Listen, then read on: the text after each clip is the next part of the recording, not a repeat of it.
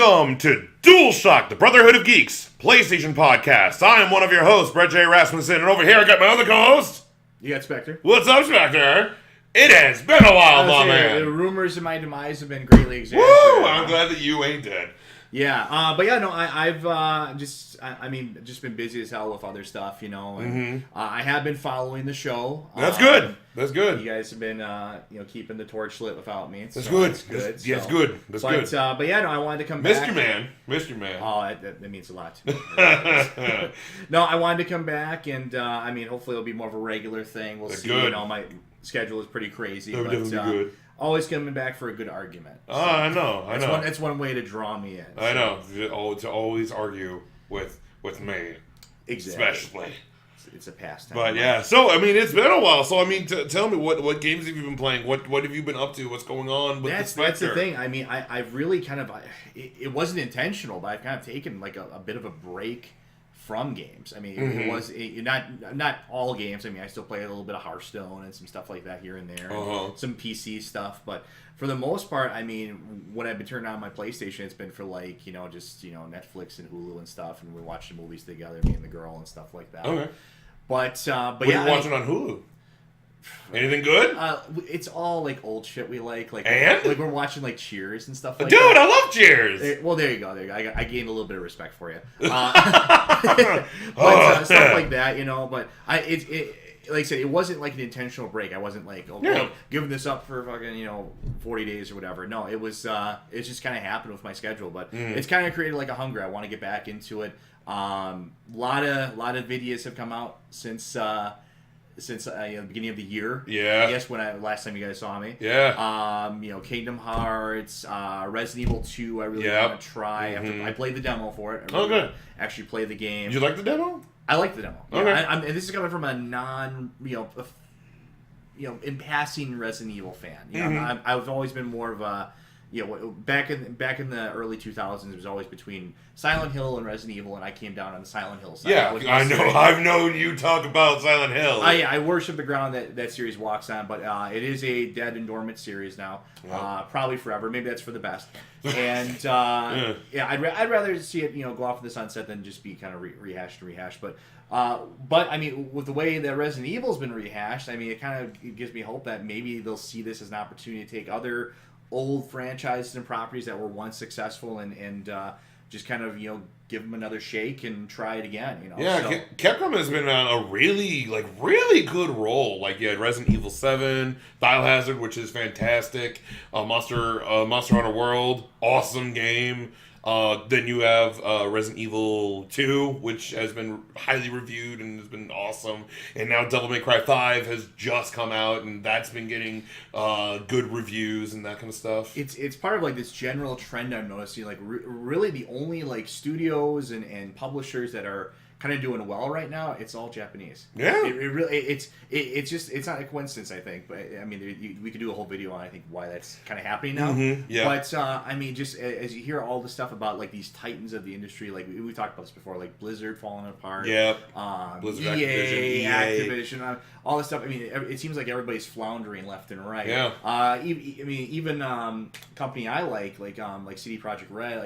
They're having. It seems like they're on the delay train with Cyberpunk. That's a little tidbit of news right there. Well, it's just like, and they've done some other things. It's not just that. They've done some other things in the recent past that have made me feel a little bit shaky about things. But But yeah, I mean, it seems like the trend. Like, I mean, the Japanese publishers and stuff. I mean, they're doing really, really well. Yeah. It's at least that's the general feeling I get right now. Yeah, I mean, with the whole CD Projekt Red thing, I think CD Projekt Red is very much more about making sure that their games are made right the first time. That's why if it has got delayed, they want to make sure that game is made correctly, not trying to meet an end date and then patch it on the back end, like a lot of games that we're seeing happening.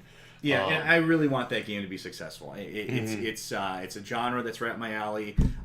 It has all the makings of what could be a great game. I mean, if it needs a little bit of extra time in the oven, then that's fine by me. Yeah. There's some other things with CD Projekt Red, but I don't want to get off on a tangent. No, I get you. I totally get you. But yeah, I mean, I'm slowly kind of inching my way back into to playing games and stuff like that. Like I said, I've been missing out on so much stuff. It's just like, and now Devil May Cry came out, so it's like, I mean, I'm like 2 or 3 games deep now. I need to catch up on stuff for this year. Yeah. You know, so it's because we're gonna have that Game of the Year review eventually down the road. So I'll need to be able to talk about shit. So. Oh yeah, I know. We're gonna have. There has to be that, the top 10 and the Game of the Year, and we've had a few good games already come out. So.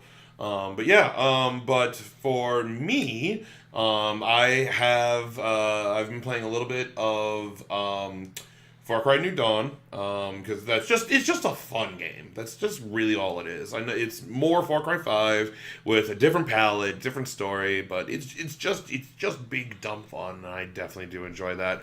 And I've also started playing Devil May Cry 5 to wash the bad taste out of my mouth, which it was Anthem. And look. Yeah, I know you guys did a review on that. Yeah. Oh, look. To anyone who is already playing Anthem and is having a good time with Anthem, awesome. I'm glad you're having a good time with Anthem. For me, I didn't have a good time with it because, as just a little tidbit from the review, it crashed my system twice, like hard crashed my system twice. And just the story was just infuriating and lackluster. But when the game works, it works. And I understand why people do like it. But again, for me, no bueno for me. Yeah, I mean, it was a game that I was never meant to play. I mean, it's an EA game, so we already know you've hit your last straw with Battlefield 5. Oh so. Yeah, that boycott's going strong. I'm avoiding that publisher like the plague. And it's. Yeah. So it was never going to be something I was going to touch or review. So I'm glad that I'm not missing out on anything. So yeah, I get you. I feel sorry for the people that bought it though. But yeah, so I mean, but again, if anyone out there, if you guys are having a good time with Anthem, awesome. I'm glad you're having a good time. Again, we're not trying to stop you from having a good time. We're just letting you know what our opinions are, what we've experienced with the game, and to just kind of let you know. So. There you go. But yeah, shall we get this thing going then? Let's get it going. All right, let's go ahead and get this going as we always do. Let's begin with News of the Nation. I can't match your enthusiasm. I'm not even gonna try. I can't do it. So, yeah. You're like a walking like Foley man. Like you make the sounds and stuff. Yeah, well, I do that all the time. Yes. All right. So let's go ahead and get this started. First topic: Apex Legends hits 50 million players, and this is coming from Apex's own site, their own Twitter account. Good job, me. I can talk. 1 month. Use your words.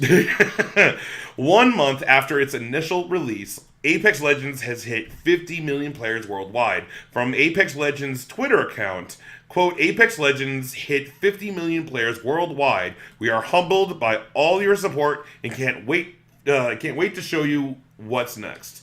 In a brief video, developer Respawn Entertainment also revealed that over the last month, 158 million finishers have been used, 1.23 billion ultimates have been activated, and 31 billion pings have been placed. End quote. Which, whoo, that's a lot. Well, I mean, that's a lot right there. I'll say it now. I mean, I'll say I told you so. Because I remember not too long ago I was talking to you guys about how Fortnite's a fad and they're gonna move on to the next thing soon. And here is the next thing. Yeah. So it's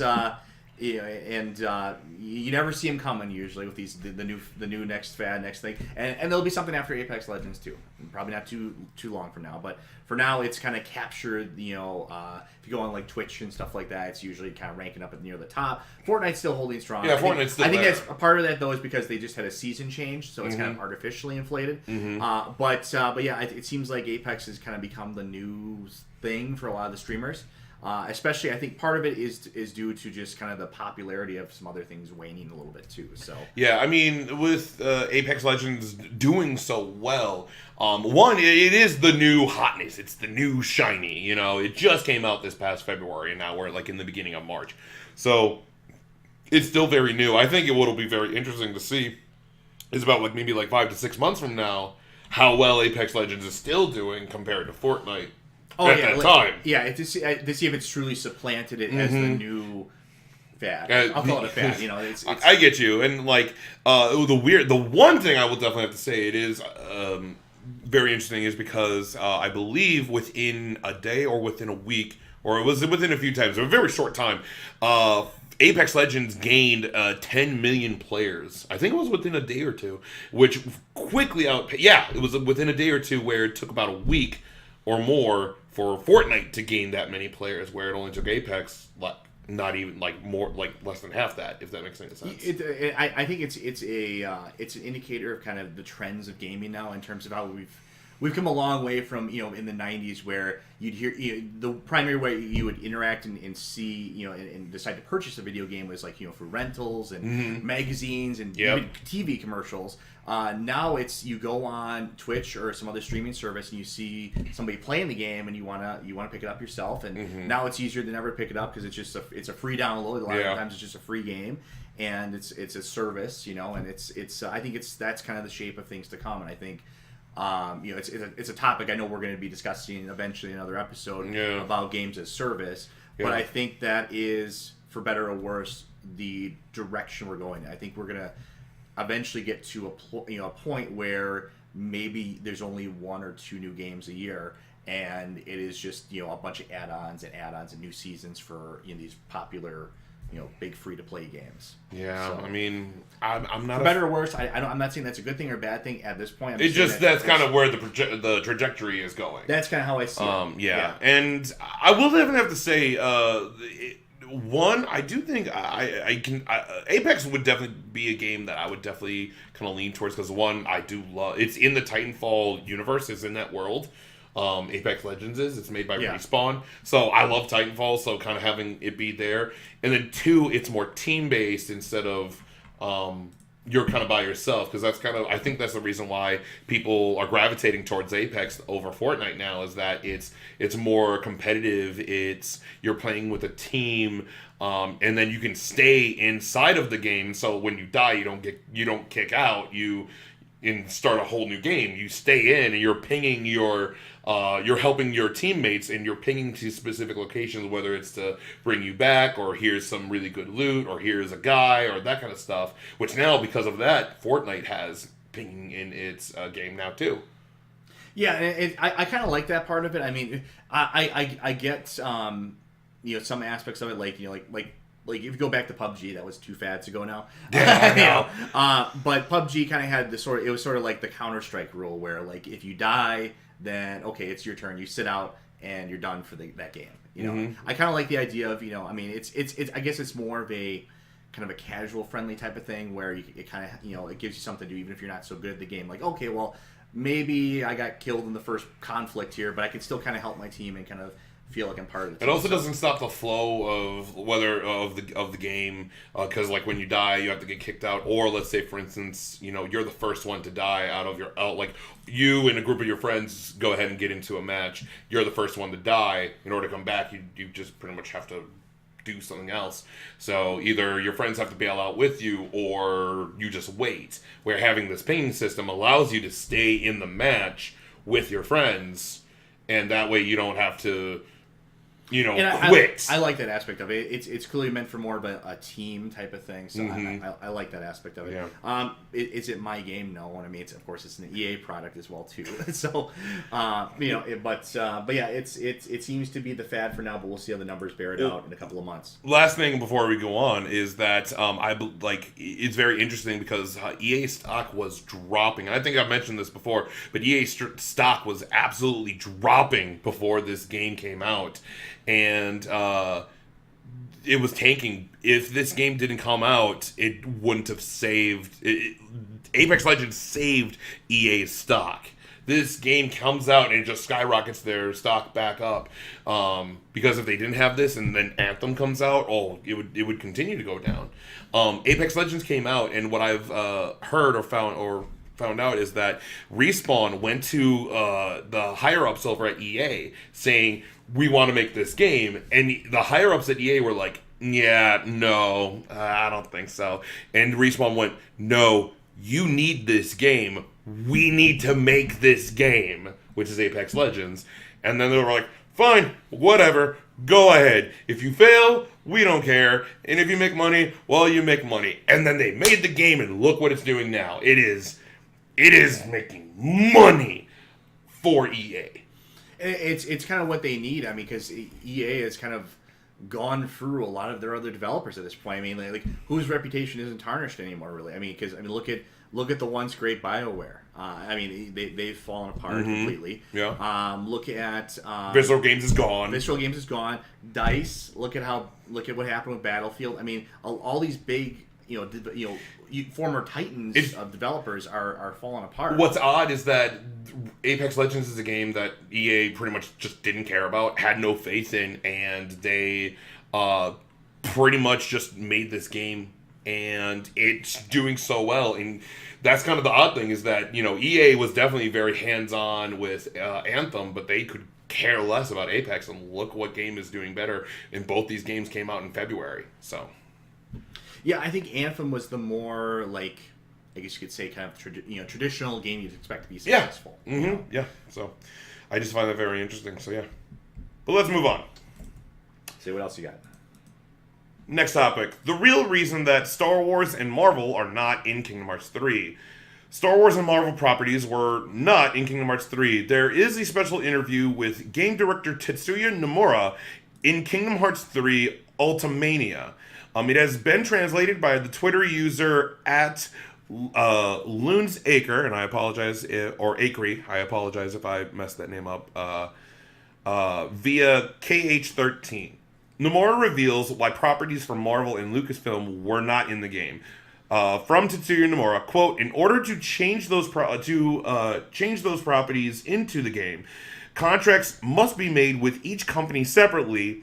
And there are cases where other game companies already have contracts. So although the Disney Group indeed added those properties, incorporating them into Kingdom Hearts isn't so simple. That's also the reason why Mickey is in only one scene from Kingdom Hearts 1, end quote.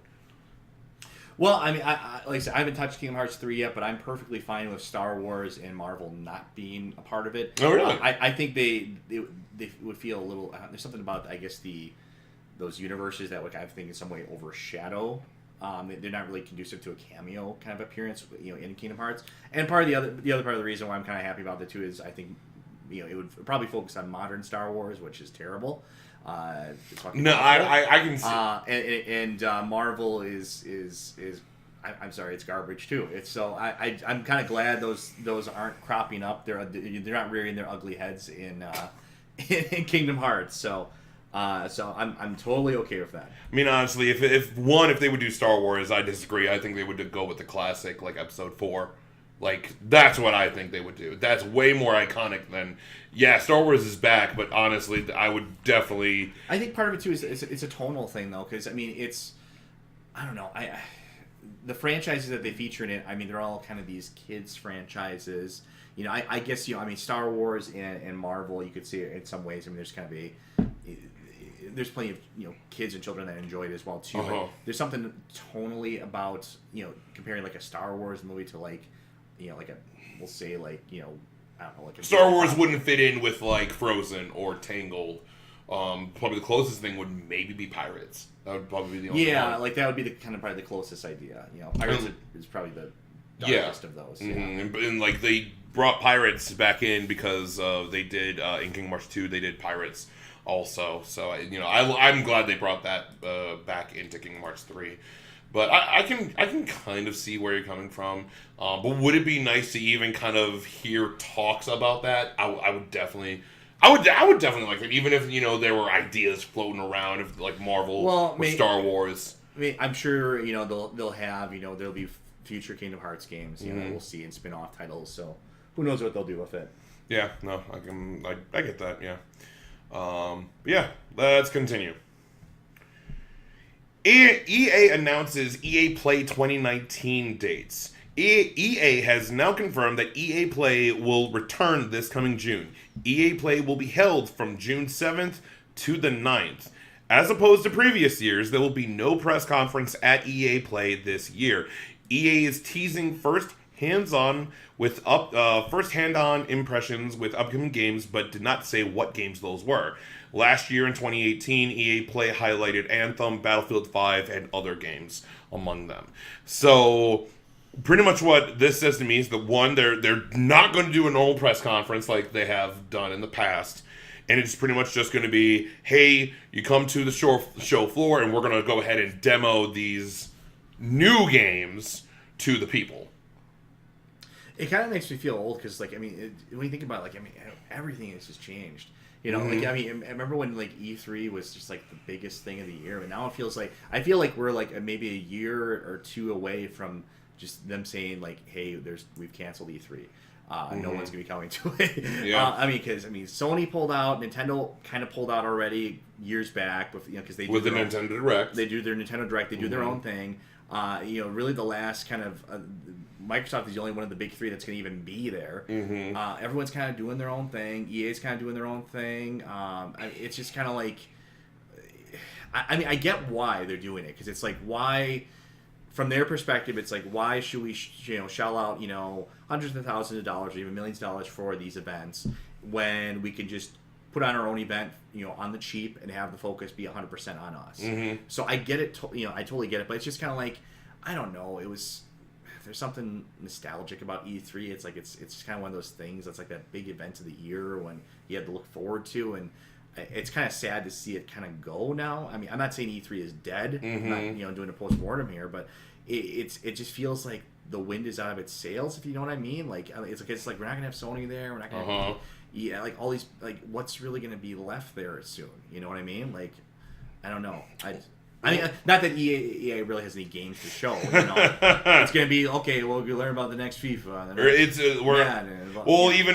Even at Star Wars Celebration, we're gonna see, which is later in March. We're gonna be seeing Jedi Fallen Order. So that might be interesting. We'll see. But with EA, honestly, was Fallen Order, refresh my memory. That's the new game. No. Is BioWare making it? No, it's Respawn. Oh, okay. That might be small for it. Okay. Well, let's see. If BioWare was making that, just write it off completely. Forget it. It's gonna be terrible. Whatever, Spector. Respawn might actually be able to. I don't know. I'm scared for BioWare when it comes to Anthem, but I think BioWare is the next. They're propping its head up under the I don't know. Team, that's what it seems like. But they're gonna be the next fall. But with this happening, honestly, I do kind of agree with what Sean Layden said on the reasoning of why PlayStation is not going to be at E3, and it's just it is definitely more expensive. It is definitely becoming more expensive to be at E3 and to kind of have a floor to yourself and that kind of thing. But then, two, the reasoning that Sean Layden said is that it's kind of a relic from the past, meaning it's harder for retailers to kind of set up their holidays when they only have 3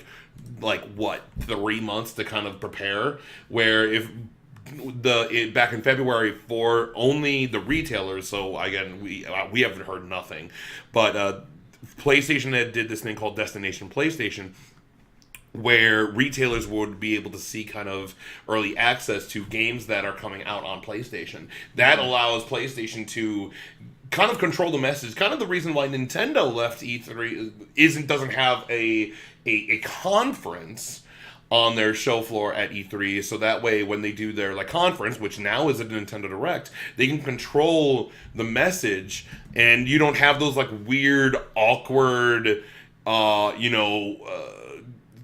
technical hiccups that could happen, or the awkward moments during those E3 press conferences if things don't go absolutely perfectly right. So honestly, E3 is definitely becoming a thing of the past. Does it suck that like it's kind of like people are leaving it and we're not getting those? It's like, you understand what I mean? Like, yeah, it's kind of like, what can I compare it to? It's like when you heard that like Blockbuster was going under. Mm-hmm. It's like, okay, I get it. Like we moved on as a society, from that. But it's like at the same time, it's like, man, I really miss that. I'm gonna miss that. Mm-hmm. It's like, change isn't always fun. I mean. Yeah, but I mean, for me, like, if they do another PSX, that's rad. And like, honestly, I think it's better for these Nintendo, PlayStation, Xbox to do like their own like concentrated convention, like PSX, or you have these Nintendo Directs that come out every so often or whatever. Like, these things are very concentrated, which are built for their fan base, which is really, I think that's kind of the better way to go. You get your fan base excited, and then those fan bases will talk to their friends, which have other systems, and then they will go, "Oh, well, that sounds interesting," regardless of what brand you're a fan of. Yeah. So, but with EA leaving, I mean, it'll be interesting to see. I don't know.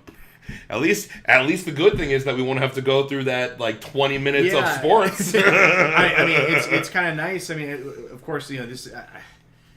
It's like, of course, this would happen. The year I actually have everything pre-planned to be off for E3. They like cancel E3.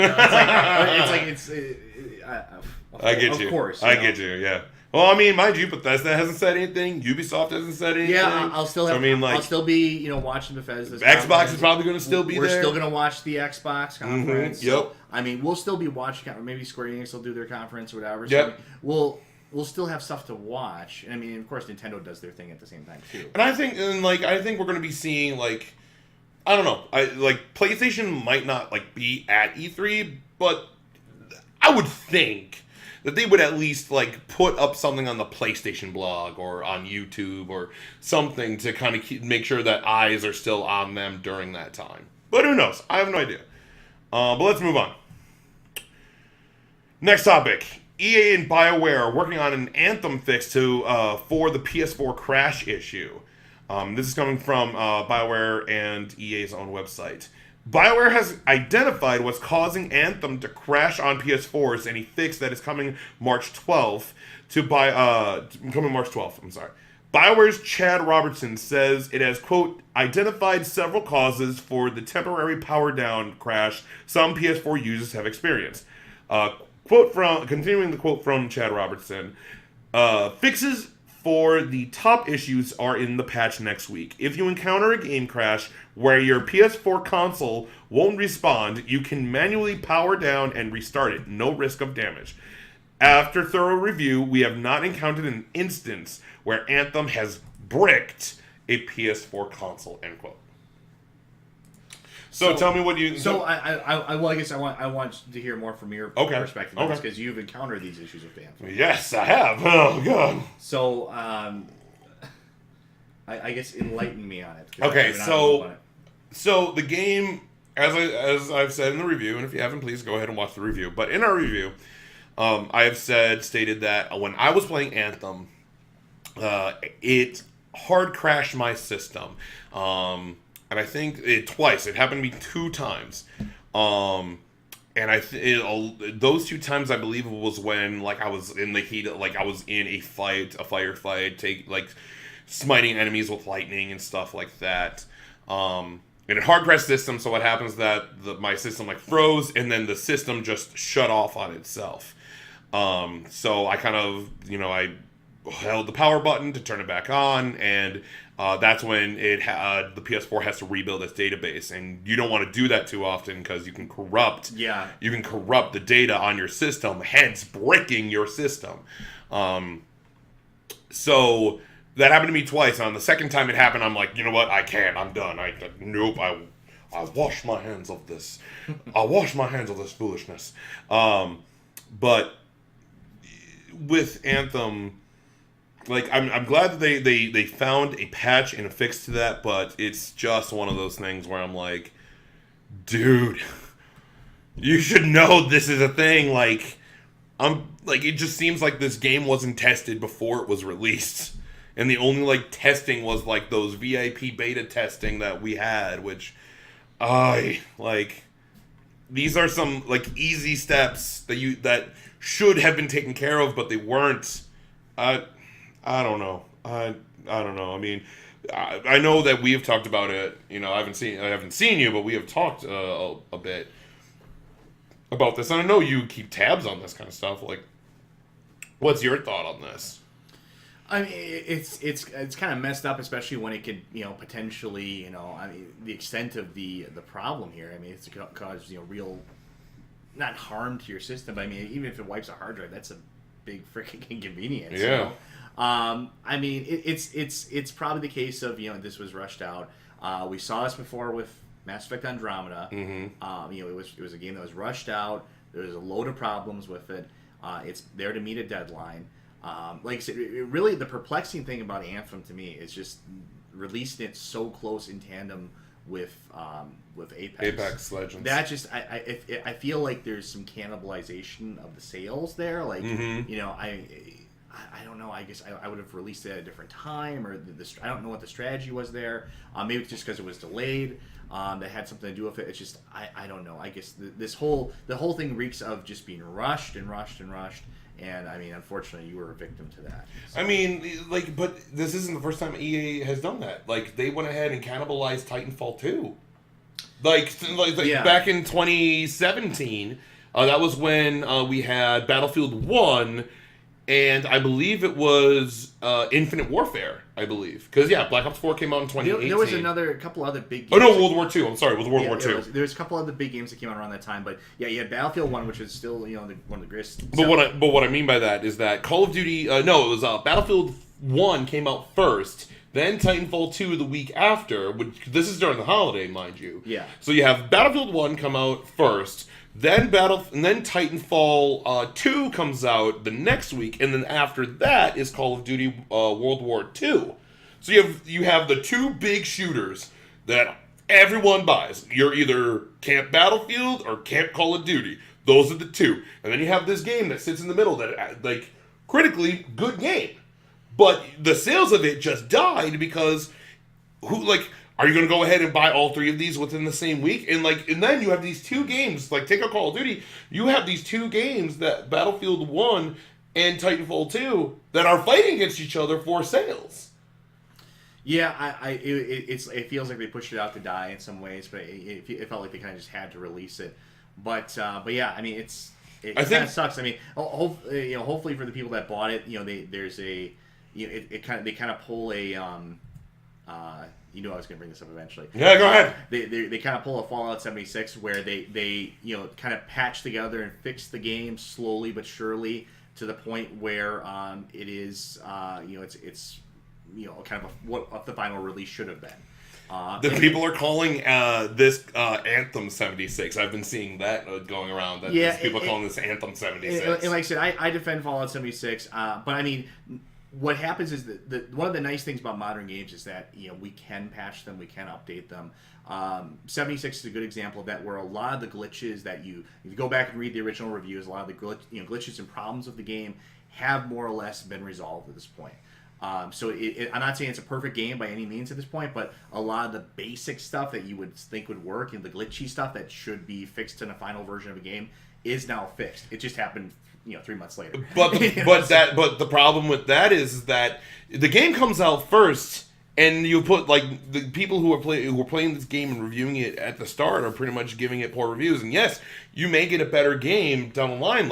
look at again, another example is Destiny. We now finally have the Destiny that we've all wanted in Destiny Forsaken. That is the best version of Destiny.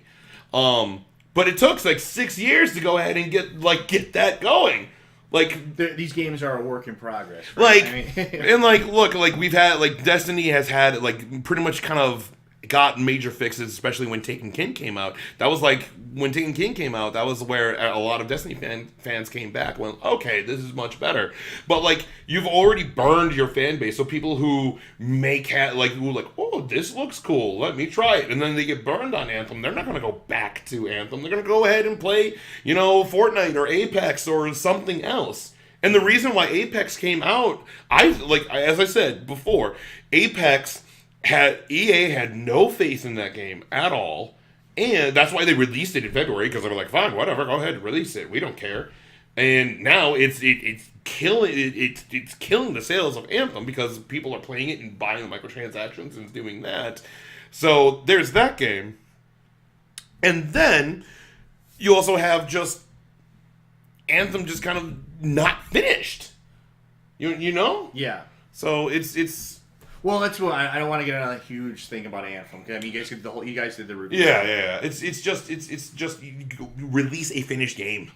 Release a finished game. I understand it doesn't have to be perfect. It doesn't have to be I get it. Some games do come out and they are perfect, but even those perfect games have its own problems. There is no perfect game, but have a finished game. Have a game that doesn't crash your PS4. Yeah, right. You would hope at least they would get the basics right. Yeah, Jesus Christ. But yeah, and that's all I got from the news.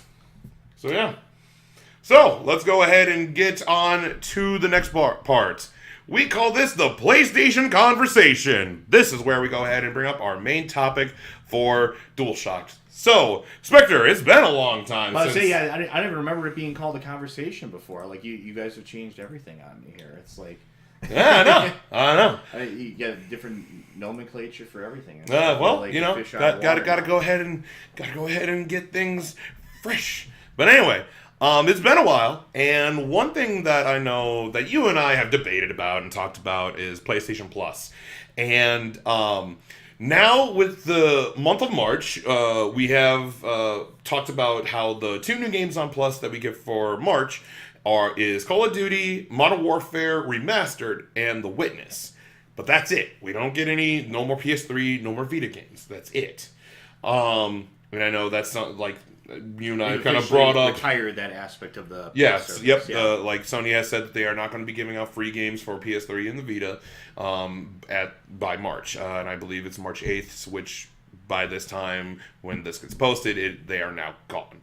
So we wanted to kind of talk about the offerings of PlayStation Plus, the good, the bad, kind of our opinions on it, what we think of it now, and then talk about the differences of when Plus was made in the first place, back in the PS3 era, and kind of how it's changed from when the PS4 was made to now, kind of how Plus is kind of changing today, if that makes any sense.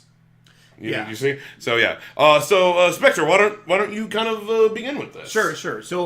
So let's start at the beginning. Yeah, please. I think, like I said, kind of I guess maybe in some ways a contrarian view of PlayStation Plus. Yeah. But once upon a time, PlayStation Plus, back in its, telling a story here, back in its PS3 incarnation, when it was just a service where you got discounts, you got a slew of, games that were never designated as free, but you got them as as part of the service.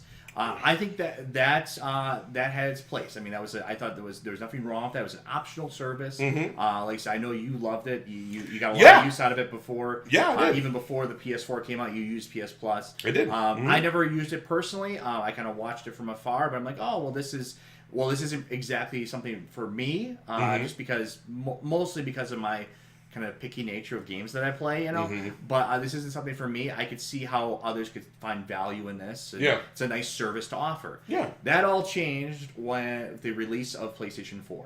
Okay. As you'll recall, going way back to the E3, right before the launch of PlayStation 4, it was a really rad E3. Yeah, that was rad. That was a historical moment. Yeah, it was a very impactful E3. That was 2013. 2013? I believe 2013. Yes. Yeah. And that spelled that was the E3 that spelled Doom for Microsoft. Oh yeah. God. They've never really fully recovered from that, even to this day. But what happened during that? Everyone was kind of so focused and fixated on kind of the news coming off of that and just the final full reveal of the PlayStation 4. It was kind of snuck in there, like under the cover of night, subtly.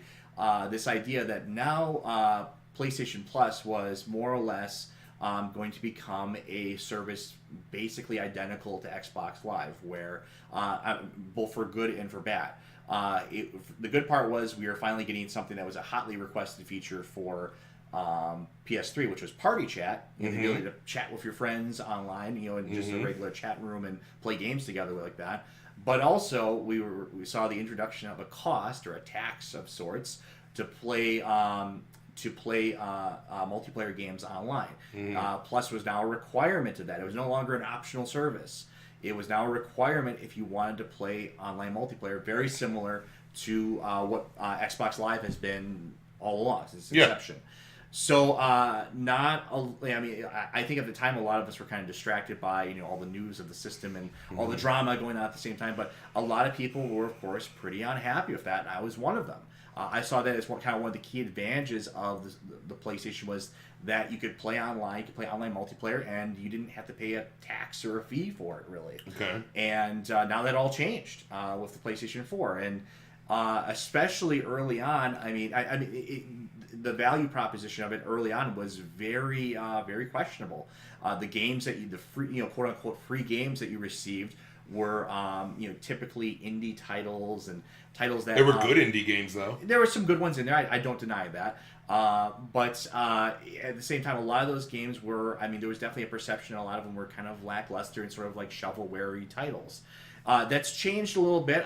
Because when you look at the value of it, the big picture of it, you got 6 games a month, and then as the years progressed, they started adding in finally some AAA games, and that seems to be kind of the norm now. And just this last month, we had AAA games in. Yeah, you got Call of Duty Modern Warfare Remastered along with The Witness. Good game too. Witness. Witness awesome. is good. Yeah, it's kind of like a Myst style game, puzzle game. Yeah, it's a puzzle game. It's awesome. But the point being that ever since the inception of the PlayStation 4, this has been kind of seen as a very negative thing. This has been a kind of a tax of sorts. Like your multiplayer is being held hostage, and you have to shell out for PlayStation Plus to get that. And now I have seen at least in some online circles the conversations being brought up again is Plus really worth it? Because recently now we've lost kind of a major feature of Plus where we no longer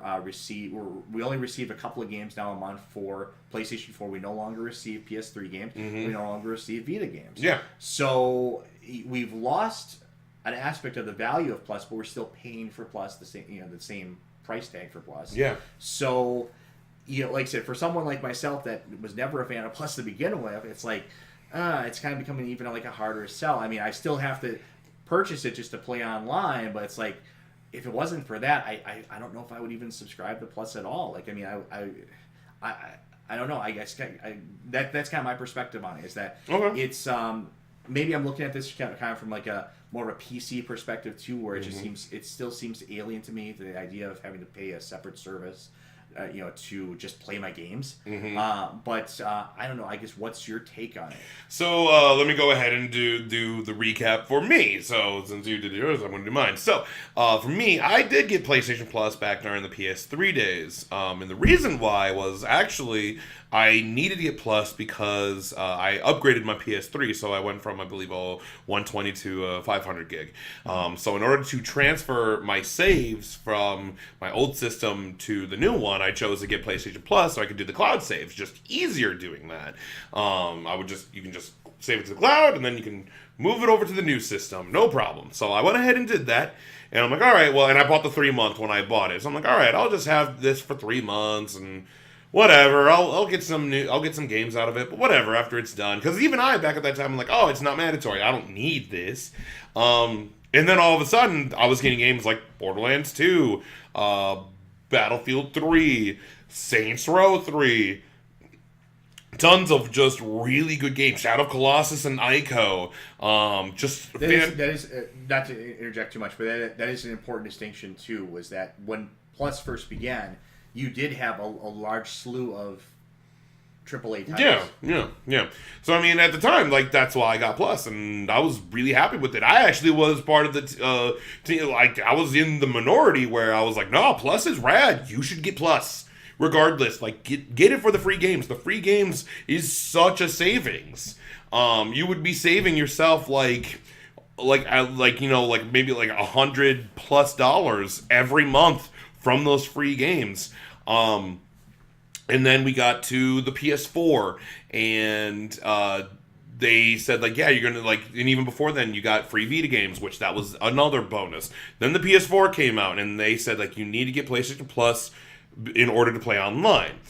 For me, I went, oh, okay, well that's fine. I was already going to buy Plus anyway, so that's just all right. I'm here. I'm or whatever. I was going to get it anyway, so now it's not mandatory to me because I was already going to get it. Now, I can see your point where it's like people who had a PS3 now, when they get the PS4, they have to get Plus. They have to get a service they didn't have on the PS3. But one of the things that the 360, one of the features or things that the 360 was beating out the PS3 on was definitely the online play. Because Xbox Live was mandatory on Xbox Live, you needed to get that. But that's what made their servers so good, is that there was money being thrown into Microsoft servers in order for online play to be really good. PlayStation 3 could not handle that. I'm not saying their online servers are bad or anything, but the online servers for Xbox were definitely leagues above the PS3. So now PlayStation goes, oh, we see that you want to play online. That's kind of where, things are going. Well, then, in order for us to give you better servers, we have to make this mandatory. And that's the reasoning why. And so they made it mandatory. For me personally, I didn't mind that. I'm okay with that. So, and then they was like, you get 2 PS4 games, 2 PS3 games, and then 2 Vita games. Awesome. I have all 3. Love it. As we keep going down, there are more features being added over and over and over. Like throughout the years, some PS3 and Vita games become cross-buy. So not only are you getting like 6 games, you're actually getting like more than that because you're getting some Vita and PS3 games on your PS4 also. So that's even rad. So like you're getting like 4 PS4 games on top of that, which is awesome. But now we've come to the point where in March they are no longer doing PS3 and Vita games. And yeah, that sucks because like I love my Vita, and Sony has said that they have stopped producing the Vita, period. That's all over the world. The last Vita was made over in Japan, which Vita, rest in peace.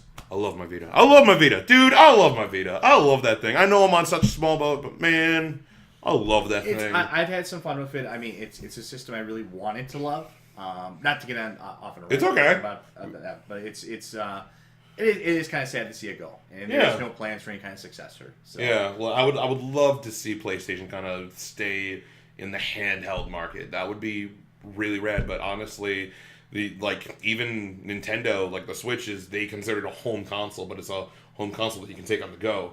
Like the new Pokemon game, Sword and Shield, is going to be on the Switch, not on 3DS. 3DS is a handheld. Switch is a home console. Yeah, I mean it's exactly. It's kind of become it's supplanted the handheld market really. So, yeah. But I guess to get back on the subject then. Plus. Here's a I guess a yes or no question to you, but it's a question I would ask to every subscriber to Plus. Uh-huh. But here's a yes or no question. Okay. Yes or no? Yes. Would you stay subscribed to PlayStation Plus? Would you stay subscribed to it if they remove the requirement of having it for multiplayer? So let's say you could play online multiplayer and you no longer require Plus. Would you still stay subscribed to Plus? Yes. I would still buy Plus. Yes, I would. Now, second follow-up question to that. What percentage of Plus users and subscribers would you do you think would also say yes, that would stay subscribed if the multiplayer requirement was removed? Honestly, I would probably say 15 to 20.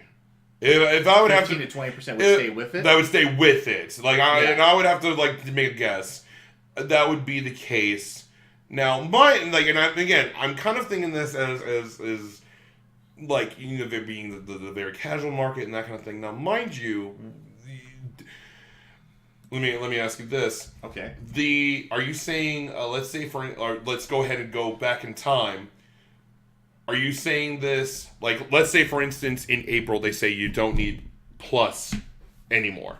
Are you saying it like from now forward or since the PS4 was made? Now I'm talking about now. Now forward? Let's say next month Sony announced that we're removing the online multiplayer aspect of PlayStation Plus. Uh-huh. You're no longer required to have PlayStation Plus to access online multiplayer. Everything else stays the same. Again, I would still say the 15 to 20, but I can actually see that being more because there are games that we have gotten on Plus that are still very popular. Like we got NBA, now mind you, that's an older one, but we got like NBA, Injustice 1. Like there's a number of games that I can see. Like Modern Warfare, Call of Duty Modern Warfare remastered. I think people would keep that game just for that. Like, no, just for that. But, like, all I'm saying is, like, Black Ops 3 was part of Plus. There's, like, a multitude of games that are, like... Because then, if you don't have Plus, you can't get access to those games. We're just taking away you have to get it in order to play online. Plus has always been that, you know, you get your free games, but as long as you have Plus, you get access to them. Yeah. If you don't, they're locked away. You keep them; they're still yours, but you can't play them until you get your PlayStation Plus subscription. I think what would happen with that is there might be a percentage that, assuming this would happen, I'd say it would probably be around maybe 15 to 20%, a similar percentage, you know, to what we had before the requirement maybe would keep it. But what would happen is you'd have a group of people that would, you know, maybe reactivate it to access their old game library from time to time, Mm-hmm. but I don't think they would keep it ongoing. Okay, consistently. Consistently. My point being with this, and I think you're kind of conceding that to some degree, is that probably the primary motivator for people to buy Plus is because you do need it for the multiplayer. So that's the primary selling point of it. Well, yeah. So, it is. I'm just trying to be honest with this. This is more or less just a service tax to play the multiplayer portion of the games we purchased. But you do know that the reason why Sony is doing that is so that way they can stay competitive with Xbox. I don't buy that. No. I don't buy that. I don't buy this is going towards server maintenance and server costs argument. I don't agree with that. That's never been. Well, it's going to PlayStation as a whole. It's going towards their bottom line. Yeah, it's going towards their profit margin. But so you don't think that they would do anything to their servers? Like you know that they would. You know that they would go ahead and try to fix that. Yeah, but it doesn't. I mean, the only improvement we've actually seen has been they recently upped the cloud storage amount from 10 gigabytes to 100 gigabytes. Whoop-de freaking do is all I gotta say about that. The only thing I ever put in the cloud storage, even before the change, I mean, maybe some people really use the cloud storage constantly, but for me, I always used maybe 10% of my memory, and now it's 3% because they they multiplied it by a certain amount. Mm-hmm. So, I mean, if that's the upgrade that we're paying for, then I want my money back. No, I'm not talking about yes, you are getting more cloud service, but I'm talking about the actual online servers, the connectivity of it. The thing is that back during the PS3 days is that the internet connectivity it wasn't bad because you could still be on it, but the latency was higher than it was on Xbox. This having PlayStation Plus honestly makes them be competitive. Yes, it does go. I would believe it would go to just the bottom line of PlayStation, period. But that also is more money in the pocket they can put towards other things. Not only their service, but they can put it towards, towards their worldwide studios to make more, more games, that kind of stuff. It is to PlayStation's whole company. No matter what, you're paying $60 for a year. to PlayStation. All that money goes to PlayStation. It's not like with like Best Buy or GameStop or Target where like when you buy a new game, part of it goes to the manufacturers, part of it goes to the publishers or the makers of that game. Part of it goes to the retailer, you know, like. But why should I have to pay like a yearly stipend to Sony just to to play a portion of the game I purchased? That just seems like I said. That's the part that seems kind of alien to me. I would almost rather have it be the case where multiplayer games had maybe like it would cost like an extra $10 to $15 extra for their base price, or something else is added on to it. Instead of just paying this yearly tax, essentially, to access my games. I mean, with like Fallout 76, perfect example. Like what? Of course. What if it's like it's a $60 game on release? I know it was discounted deeply, whatever. Yeah, really hard. So what if it launched for like $75 or something like that? Because it's a multiplayer game. So and that extra money would go towards Bethesda's the one that's running the servers. I don't really see how Sony's involved. But Bethesda's the ones actually running the dedicated servers to support that game. So, the extra money would go to support them, essentially. But like I said, I don't see... I guess I don't see the advantage to me as the consumer. I see the advantage to Sony. I'm not arguing the advantage to Sony. I know, we're talking about us. They love the idea of Plus. They boast the numbers of Plus because this is a signal to their investors, like, hey, look at all this pure profit we're making. Plus, PlayStation Plus doesn't really cost us anything, for more or less. And look how this money we're reaping in from it. And it's a stable income. It's a monthly stable. Mind you, it's like now it's the norm. Nintendo, the one who never did that, you now needed to play online for. It's $20, but still, that's $20 that's just gone out of your pocket. Yeah, but that's not a good argument though. It's just because I'm just saying. I'm not trying to like argue with you. I'm just saying that's just becoming the norm. Yeah, well, in Nintendo's defense, like I think that. I'll say the same thing about their service. I think their service is unnecessary too. But at least for them, I mean, they're charging a pittance for it. $20 a year. I mean, that's nothing. Whatever. It's a little bit more substantial when you get up to the $60 mark. Yeah. Yes, I know it goes on sale. I know. I'm not arguing that. But $60, that's an extra game or two. Yeah, I know. That's a whole game. I know. Unless you get through some sort of discount like I do. But not everybody has a Sony credit card. So hey man, that Sony credit card's rad. I'm just gonna say I like that. it. It's really nice. I love it. But not everybody wants to do that. I get you. I get you. Yeah. But like I said, it may seem like I'm nitpicking a little bit here, but at the same time, I mean, kind of see my argument. Like, what are we really paying for here? I get that Sony wants to have kind of a stable profit maker, stable income, but it's like, it's almost gotten to the point several times now where it's like, I really don't play online multiplayer quite as much. Like, why am I staying subscribed to this? Like, what am I getting out of this anymore? Well, like, I mean, if I didn't get Plus for so cheap, I don't know if I would really subscribe to it. I mean, where your savings is coming from, and this is why I've been such a fan of Plus, and I still am. I still support Plus. I think it's a great service. Is in the free games that you get every single month. If you tally up the money that you get savings on, because they're all free, so it would be, I believe, like 1 year I saw. I don't like calling them free though. That's sort of like, it's just sort of like, not to get political, but it's kind of like people saying like free healthcare. There's nothing free about it. Okay. It's you can call it free, but you're paying for these games. I get it. It's a service. I get it. Yeah. What I'm saying though is it's disingenuous to say it's free. It's not actually free. I know, Spector, what you're like, because you have to pay for the service. So in order to get the games, it's not free. You gotta pay to keep the games too. I know. I know. I get it. I get where I understand. Yes, it's not free because you have to pay in order to get Plus, but the thing is that the amount of savings you get. All right, so it's $60. That's one game right there. But the number of games that you get throughout the year is massive. I think last year we got 126. I think last year, just in 2018. That's a lot. For $60, 126 games.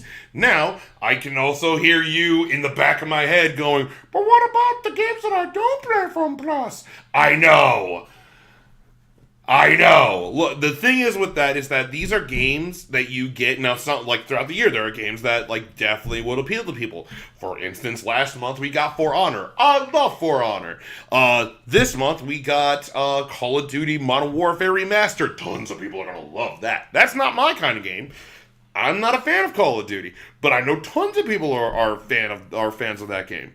You're still getting like amount of savings throughout the year for these like big games that you get. And there are other games like The Witness that not a lot of people have played, but it looks cool. Oh, I'll go ahead and try that out. I already have it. Like I have Plus. It's free. I can go ahead and play it. And you play it, and if you like it, you can play the whole game. It's not a demo or a trial. That game is yours. Like Guacamelee. I've heard so many good things about Guacamelee, and Guacamelee was free on Plus months ago. I went ahead and added it to my library for that month, so that way it's in my library, because that's when every month when new games get announced for Plus, I always say that to go ahead and add them to your library, regardless if you're going to play them or not. You never know if you're going to go ahead and play them like months or years down the line. If like you might, like those games are yours. You own them. They're yours. As long as you have Plus, I can hear you in the back of my head, Spector. But, like, the savings that you get with Plus is definitely really good. That's where I see, like, the free games that you get is definitely where it's worth it in that regard. I would say my counterpoint to that is that the value of those games is going to be subjective to every person, every player. Some of those games are... As far as the person that's to the individual, they could be worth zero. I don't care about this game. I'll never play this game. Now we're talking about economics right now. Yeah, exactly. Funsies. We're talking about economics 101 here. Some things that I don't understand. What? Anyways, I think the best case scenario for Plus for most people is you break even. You get maybe one or maybe two games that you really enjoy out of it over the course of the free ones for the year. Now it's significantly less likely that you're going to get one or two games because we've gone from 6 per month to two per month. Maybe they'll throw in one little extra game here and there. I don't know. Maybe like this is the first month that they're doing this, and we only got two. Let's go off of what we know. Yeah. So assuming they keep up the 2 per month. Yeah, they keep the 2. It would be rad if they do 4. It'd be rad if they did 4. Yeah, so... But, I mean, if you're lucky, maybe you'll get 1 or 2 games during the year that you really enjoyed out of it and you actually played. And then you take advantage of, like, the Plus discounts. And you go on the store, like, they'll have splash sales all the time. Oh, yeah. And that's another reason why you want to have Plus, is those discounts are crazy. Yeah, and so you might recoup a little bit of it there. But, like, best case scenario is maybe you break even on it. You know, I mean, you get 1 or 2. I mean, all the games that are on Plus, I mean, it's not like they really put new games on there. These are all old games. That you've probably come across before and they've already been deeply discounted before. So it's like I said, I think best case scenario is you break even on these. And I don't know. I just from my perspective, I think it's a case of, I mean, it's Sony's well within the rights to do it, whatever. But I think it in the end of the day, it just kind of hurts the consumer. It's not a good thing for the actual customers of the system, and it's a compelling argument to say, like, well, why don't you just play on PC? I mean, I don't play on PC, and I don't want to play on PC, so that's the whole reason why I don't want to. Yeah, I mean, for me, it's like I said, I'm sort of insulated from it from some degree because I get it basically for free because of my credit card. So, and I actually do take advantage of the, I buy a lot of games digitally now, so I do take advantage of the Sony rewards, the extra percentage off that you get. So I kind of get a little bit more mileage out of it than the average person. Yeah. And even I'm still saying, I don't think it's worth it. I'm sure if I look back at the library of games they got from 2018, maybe I'd find 1 or 2 in there that are worth playing, but, usually it's the case where I already own those games and played them back when they came out 4 years ago, or I'm just not interested in the game. I will definitely have to say I have fallen prey to this, though. Like, for instance, last month was For Honor. I love For Honor, as I've said before, but I have went and bought the For Honor Marching Fire physical copy of the game, and then For Honor, like the base game of For Honor, came free last month. I'm like, dang it, I already bought this. And that happened to me this month. I already own The Witness. Or months ago was Darksiders 2. I already own Darksiders 2 Definitive Edition. I bought it day one, and like, oh, it's free, sweet. Now it's digital. So I mean, or like even Destiny 2. That was another game that came out. I bought that game, had a love-hate relationship with Destiny 2, and then it came free on Plus months ago, and then. But now, mind you, with that being digital, I will say, like, it is one of those things where I'm like, oh, I already own it, but now I can just, like, boot. It's one of those, like, oh, well, I can just boot up my system. I don't have to go ahead and put the physical disc in. It is one of those, like, I've already bought it. God dang it. But, like, you can still add it to your library, and that way you have a digital copy of it if you want. I don't know. I mean, well, here's another way to look at it, too. So, humor me for a second. Let's both pretend that I'm right in that, 100% right in that. Hashtag Spector was right. In that, PlayStation Plus is kind of, it's undervalued in terms of what it gives us. So, it's one thing to complain about it.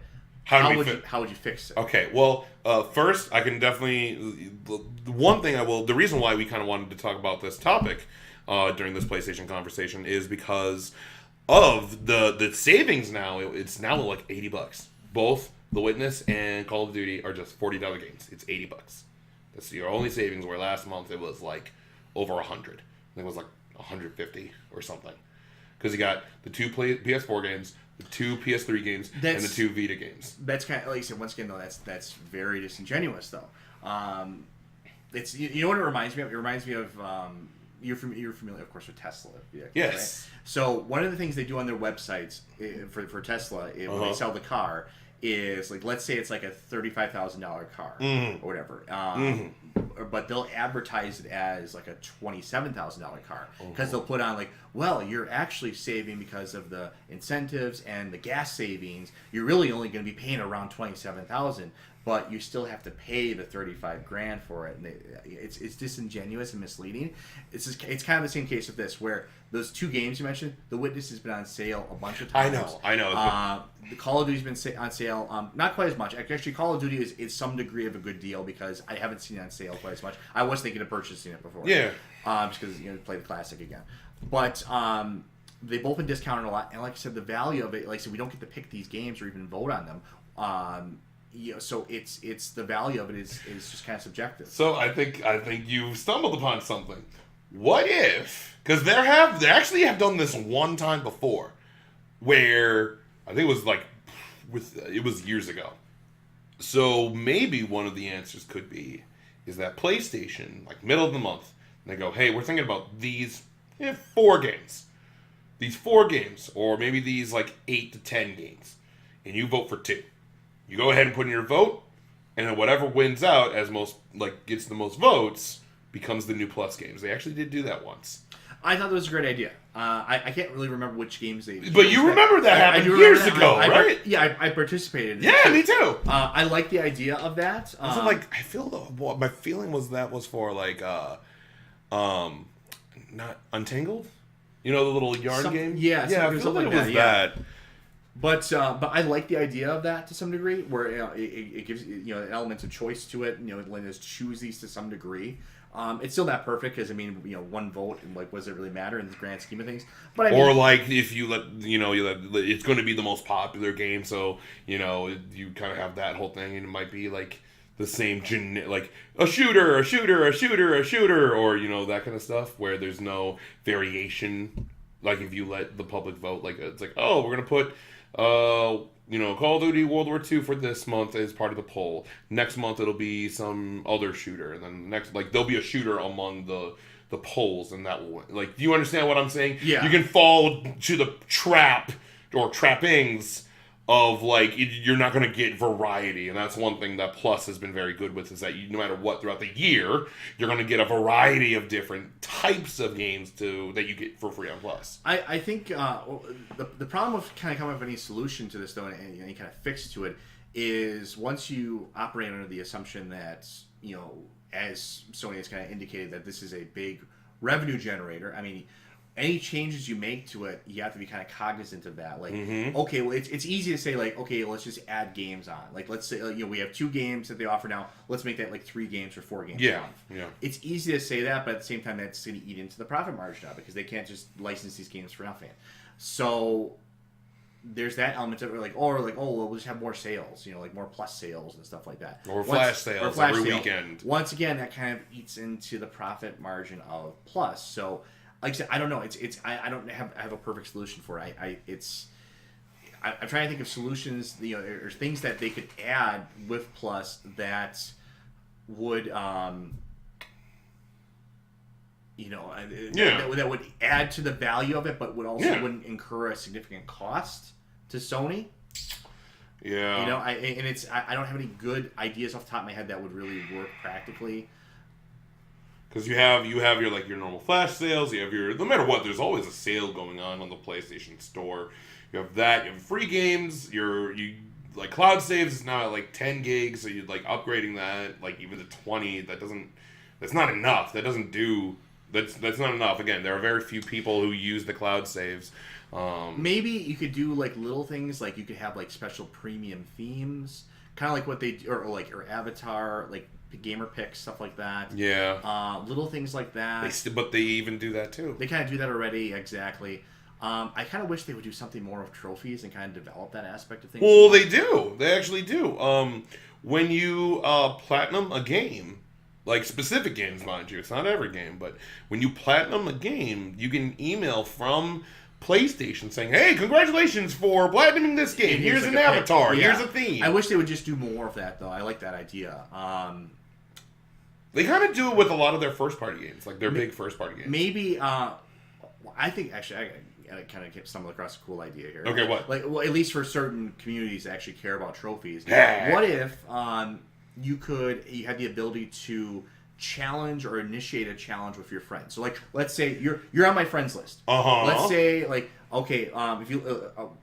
I think I'm at like 93 platinums right now or whatever. Oh yeah, you're Let's say like beating me. I challenged you, like first one of us to get to like a certain number of platinums. Yeah. And we could generate like a prize or like a kudos or like a whatever thing because that'd be cool to kind of have like that as like an internal thing. Like you could challenge your friends or like a group of friends to like, hey, whoever platinums the next whoever can platinum, like you get like probably not Devil May Cry. Devil May Cry is really hard.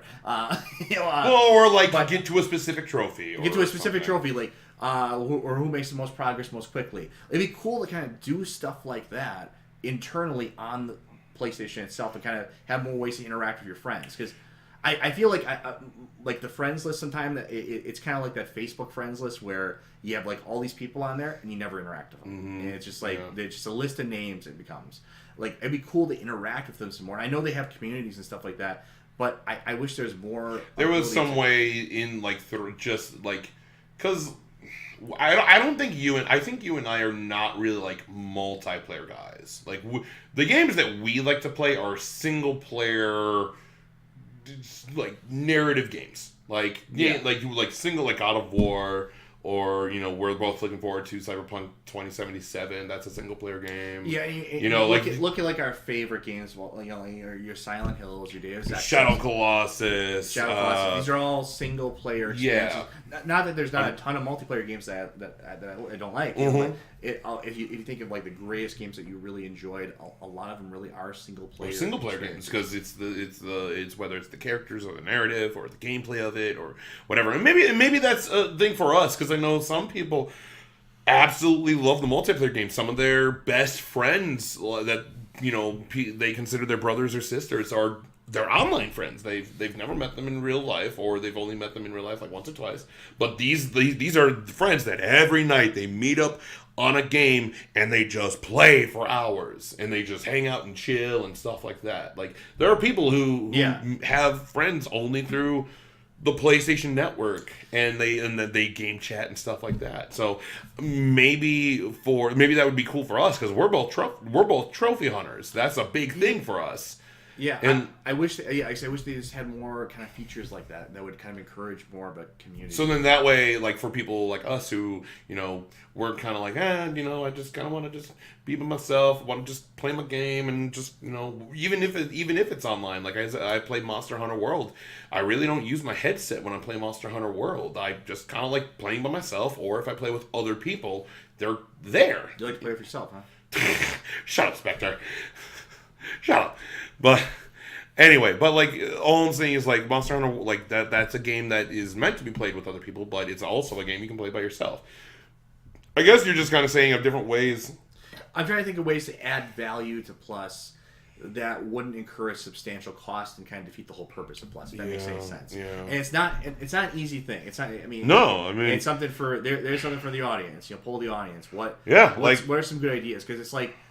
I don't know. I mean, I think that would be fun. Like let's say they added that feature, like where we could have a contest. Like, I said I'm gonna send you a thing where first one of us, I don't know, to get like 10 platinums. Yeah. For starting now. Yeah. Wouldn't that make you play more and kind of have fun? Add another dynamic to it. Well, mind you, for the two of us, we would just find the easiest platinums, easiest or games of plats.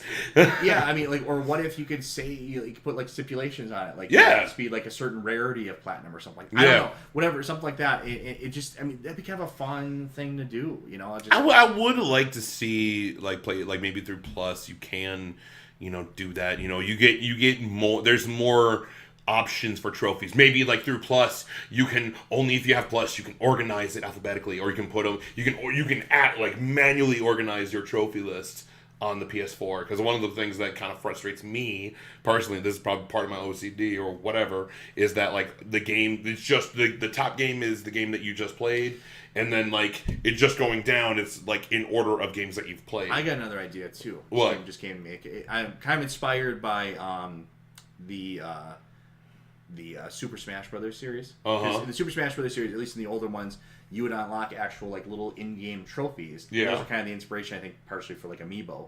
But, going back, to the Super Smash Brothers Melee, you had all these trophies you unlocked, and there was, this virtual table with all the trophies on it. Uh-huh. Wouldn't it be cool to have a sort of a virtual area where you could maybe as an avatar or whatever kind of see all the games you've platinumed or played? Couldn't that kind of add an element to the trophies? They did. The PlayStation did do that. It was called PlayStation Home. Exactly, something like that. But mind you, that's dead. And it has been proven. Mind you, maybe it would work today. But back during the PS3 days, I think the problem with Home was it was on a system that really wasn't conducive to it.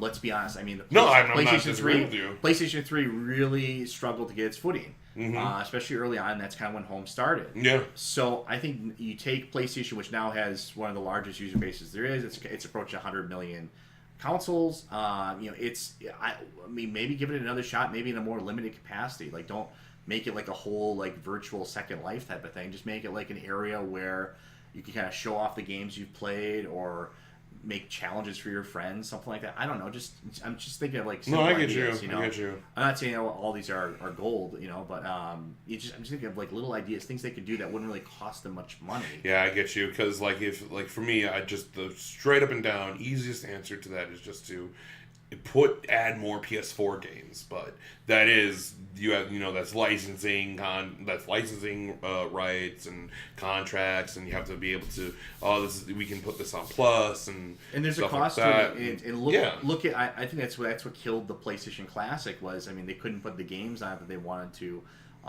Probably largely due to licensing. Well, yeah, I mean we've discussed it before, but you can't do Crash and Tomb Raider because they're owned by two different. Even Spyro, you can't do those three because they're Crash and Spyro are owned by Activision, and Tomb Raider is owned by Square Enix, so you can't do those. And a lot of the older games are those companies are gone, and regardless if Sony still owns the rights to those or not, that's a little bit harder, where with the SNES or the NES Classic, Nintendo still owns all of that stuff. If you look at them, it's all first party Nintendo games of that time, so they still own all of those games. Super Mario, Zelda, Fox or Star Fox, that kind of stuff. So it's harder for PlayStation to do it because at the time PlayStation didn't really have a lot of exclusives, and when they did have exclusives, but they were like second party. They were only on PlayStation, but like Sony didn't own those studios. That's why they doubled down on that during the PS2, and especially during the PS3, they started like buying studios and going, all right, you make this, you make that, you make this, you make that. And now we kind of we're in this like renaissance, or kind of like this like silver age of first party games coming from Sony. Like every single year, at least a PlayStation exclusive game is being nominated for Game of the Year. Last year was God of War and Marvel Spider-Man. The year before that was Horizon Zero Dawn. The year before that was Uncharted 4. So like no matter what, there's some first party game that's in talks for Game of the Year, and that's a good thing. That's a fantastic thing. Mm-hmm. So I don't know. I mean, I can't really like think of. I don't know. I don't know if there's something that I can't think of. Yeah, I like to say it's something to poll the audience for, because it's not easy coming up with an idea that. That doesn't cost a lot of money. It doesn't. And then it's just like, well, that defeats the whole purpose of Plus then. So exactly, it's meant to be a profit generator. It's meant to be a source of consistent income and revenue. So yeah. So last but not least, so I guess I probably already know your answer to this, but like no. Shut up, Spector. Do you think PlayStation Plus is going to get better down the road, or do you think it's what you've been saying all along? It's difficult to say. I guess I'm leaning towards the option of it's kind of more or less going to stay the same. They might add maybe one or two new features to it over time. Mm-hmm. But I think at the end of the day, Sony wants this to be a source of consistent, easy profit and revenue. Yeah. The only way they would ever make like a drastic change to it is doing what you say is making it free or making it not mandatory. There we go. The only future I ever see that happening is if Sony completely falls off the wagon and they're in a desperate spot like they were early PS3 days. That's the only way I can see them making a drastic, I don't see that earth-shattering change. I'm joking when I say that. Yeah, so that's the only way I see that happening, and I can't blame them. I'm not saying that Sony's doing anything bad here from their perspective. No. They're looking out for the company, and they had a lot to recover from the not so great PS3 days. Mm-hmm. So the success of the PS4 is a good thing, and it is a good thing. While this aspect of it is not, I would argue, not good for the consumer side of things. Mm-hmm. It is at least ensuring that Sony is going to be around for the foreseeable future. It's helping to do that. But yeah, I guess I wish just if they would add more to it to just kind of justify it. Because right now, especially with the recent changes, the loss of the PS3 and the PS Vita games, it does feel like we're just paying a tax at this point for multiplayer. Yeah, I mean, I can see your point, but as I said, I still think it's worth it. I still recommend it. Yes, I understand you need it mandatorily in order to play online. So a lot of people have Plus because they want to play online, which I get it. But even if that's not the case, again, I don't play online like that. I really don't. I play single-player games. That's my kind of thing. And I still buy Plus, and I still have Plus, so that way I can get access to the library of games that I get every single month. Now, in the future, I feel that it has been kind of a downgrade. Like, losing the PS3 and the Vita games, like, that does feel like, kind of a downgrade. So, that does suck. And I would like to see, I understand, like, I would honestly like to see, it's like kind of keeping the 2 to 4 or 3 to 4 games for Plus. That would definitely be really good if we can see that in the future. It's not just 2, or if the 2 we get are like closer releases. So maybe like next month would be God of War that came out, or Marvel Spider-Man. Like that would be like games that have been closer to its release. That would definitely be worth it. I can see that too if you're going to keep the 2. But if not, you're going to really give us games that came out a year or 2 or more ago. Then I would probably say I would want 3 to 4. But I don't know. In order to for cost efficiency, though, I honestly have no idea, and that's something that we would love to hear from you guys on. Please let us know. If you comment on us. If you have any ideas, we would love to hear them. That'd be something I would love to hear from you guys. But yeah, going forward, I mean, Plus is fine. It's still doing what it needs to do. But I would definitely like some more games or something. I mean, just a little bit, just something a little bit more. I feel like I've lost a bit losing those PS3 and Vita games. That was a really good selling point. You know, like for me, I have a Vita and I still play my PS3. Having those backwards compatible, like those back generation games, those past generation systems, having those games come free on Plus is awesome. I love that. And losing that, I get why, because the Vita, they are not making Vitas anymore, and the PS3 is dead. You know, those are like those games. There are no more games being made on those systems, so I get it. But I don't know. I would like to see either 3 to 4 games of kind of like similar quality. You know, like not saying these games are bad. Like, you know, for instance, we got The Witness, which is awesome, and Call of Duty Modern Warfare, which is good because it's, you know, it's Modern Warfare. But like, either give us more older games, so like, you know, 3 to 4 PS4 games that came out a year or two ago, or, you know, if you're going to keep the 2 number, give us games that came out like maybe a few months ago.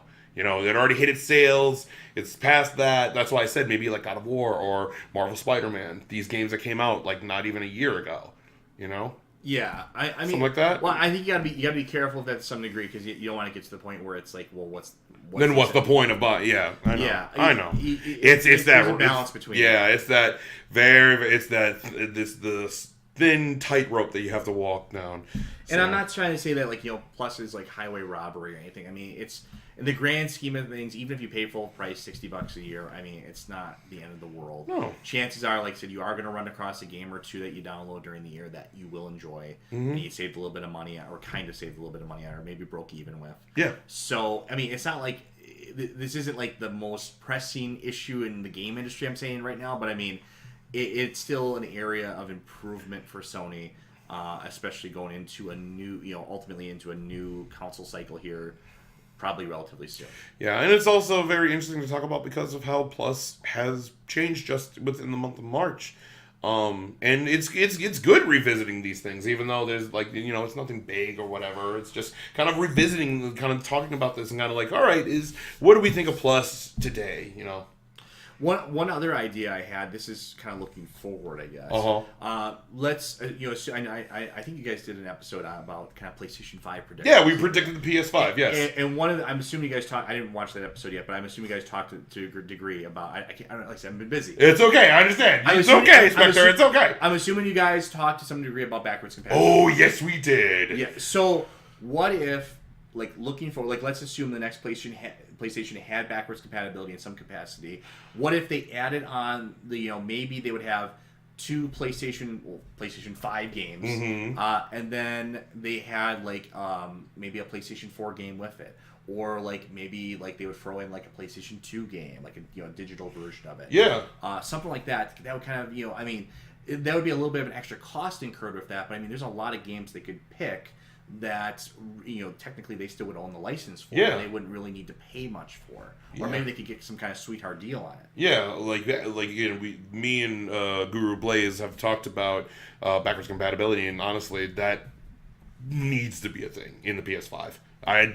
We kind of said that, like, because I would really love to be able to retire my poor old PlayStation 3 at this point. Like, you know, let it rest finally, because it'd just be nice to play everything on just one system. And that's kind of the thing. Like, me and Guru Blaze, we talked about how there needs to be backwards compatibility, and that's kind of a big selling point to the Xbox One that PlayStation doesn't have. They have PlayStation Now, but the pricing is not good. And but having that backwards compatibility, at least to the PS4, would definitely be good. So that will, like, when the PS5 comes out, you would have, and then you go back to, now instead of PS3 Vita, now you get 2 PS5 games, 2 PS4 games. So you still continue getting PS4 games, but now you also get PS5 games on your PS5. that is backwards compatible to the PS4. And then you do the whole thing of like, oh yeah, all those digital games that you got on your PS4, yep, they come to the PS5 also. So that way you keep your library. That's a big thing too. Yeah. And in order, like, and then that way you can like, I think this is something that you might not like, but one I did that did come to me. One last one is, what if in order to do. This probably wouldn't work. One of the things you could also do is that in order to have backwards compatibility, you would need Plus.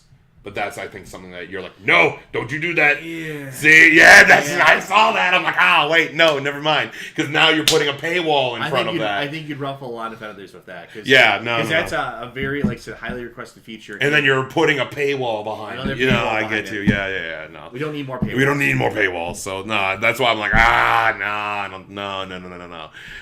But I do like your idea of, like, adding, like, keeping the, like, PS4, like, past gen as part of Plus. That would definitely be really good. Yeah. But like one thing, predicting the PS5. Just kind of looking forward. Yeah, and like honestly, predicting the PS5, that has to have backwards compatibility to the bare minimum to the PS4. PS4 is just one of the best selling consoles.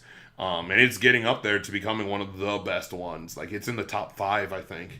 It's among the top 5. It's moving up there. Yeah, it's. I mean, I think its next milestone will be passing the Wii. Actually, just out of curiosity. Yeah, go ahead. Please, be my guest. I'll go ahead and PlayStation 4 was around like somewhere like the 90s. It was like I thought about like 90. Really? I know it was like a while. Mind you, this was months ago, but it was like current sales. Let's check. Go ahead. I'll keep talking because I can do that. Got to go ahead and look this up on the live right now on the podcast, on the Dualshock'd PlayStation podcast. Yeah. Spector's going to go ahead and look for the sales of the PS4.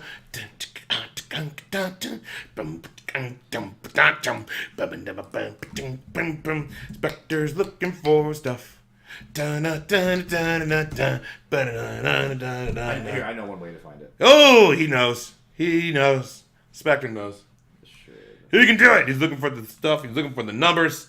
Got to go ahead and make sure that he has the numbers. Okay, okay. Oh, he got it. Okay. As of December 31st, it's at 94.2 million. I believe that's shipped, or I don't think it's sold through. I think it's 94.2 million shipped. Ooh, so that's where we're at right now. Okay. The next, let's see, top 5 best-selling consoles.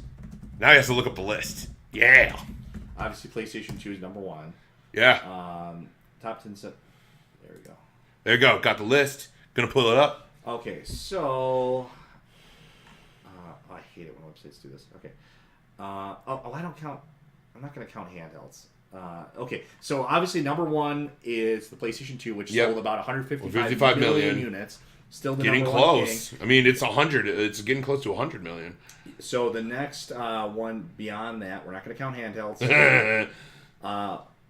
The original PlayStation, which was 102.49 million units.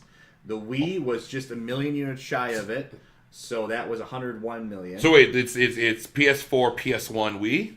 No, it's PS2. Oh, PS2. I'm sorry, PS2, PS1, Wii, and I think it's in 4th place now. It's in 4th place now. Wow. Okay, yeah. That's like I said. I don't count handheld systems. I get you. That's a separate thing. Well, yeah, because those are 2 different markets. But the top 3 of all time, like I said, it's PS2, PlayStation 1, Wii. So now, so it's very likely we're going to have PlayStation 4 surpassing the Wii. It's only 7 million away. Yeah. Well, I mean, assuming 94, so it's still got a little bit of ways to go. But I think you could pass if it passes the Wii, then the top 3. Well, that would probably be one holiday. The top 3 systems of all time will be PlayStation 2, PlayStation 1, PlayStation 4. Jesus. PlayStation just taking those top ranks. Jeez, wow. Yeah. That's crazy. That's awesome. I love it. That's great.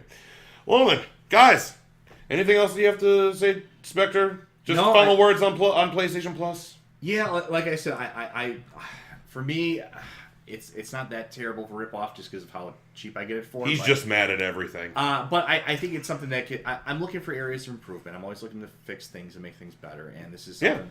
This is an opportunity for Sony. Just like backwards compatibility, this is another big opportunity for Sony with PlayStation 5, I think, especially to make this, improve on this. It's never good to be complacent. Final words is that I think PlayStation Plus is absolutely it's fantastic. It's still a great service, regardless of being mandatory or optional. I don't mind it being mandatory, and if you haven't gotten Plus already, get Plus. It's rad, but I definitely do think there are some there are some fixes or improvements that you can do to Plus, as we've kind of talked before. So, guys, thank you so much for watching. We always do appreciate it. Thank you so much. Please let us know in the comments of what you guys think. What are your solutions? Maybe if you have ideas, any ideas of how to improve PlayStation Plus, or if you agree with me or disagree with Spector, or vice versa, whatever it would be. We would love to hear from you guys. But guys, thank you so much for watching. If you haven't already, please subscribe to our YouTube channel, which is youtube.com/Brotherhood of Geeks, and go ahead and press the bell icon. That way, whenever we put up a video, we put up a video. You can also go to our Facebook, follow us on Facebook, which is facebook.com/The Brotherhood of Geeks. You can also follow me and the channel on Twitter, which is at Dualshock'd BOG. That's the name of this PlayStation podcast, Dualshock'd BOG. And then you can also go ahead and watch our Twitch channel when we stream, which is twitch.tv/Brotherhood of Geeks. Anything else, Spector? Anything from you? That's all I got this time. Anything else? Anywhere that people can talk to you? Annoy you? I got a Twitter, but I'm really not encouraging people to tweet. Oh, no.